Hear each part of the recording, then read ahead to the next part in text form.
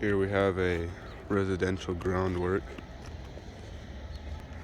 Came in, excavator brought 4-inch PVC, built down to 3-inch ABS.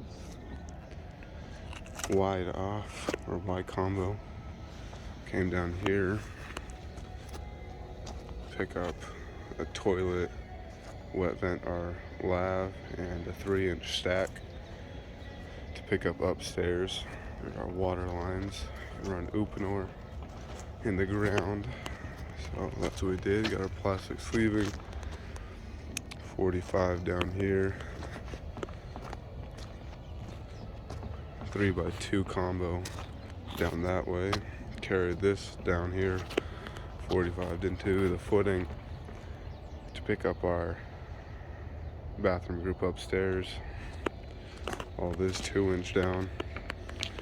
Kitchen sink right there. Water comes down. We push back in when we backfill.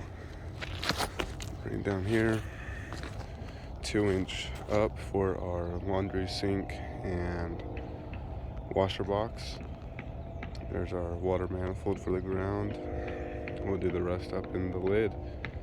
And that's a residential groundwork. Pretty small one, but hopefully I'll remember to record the top out for this building.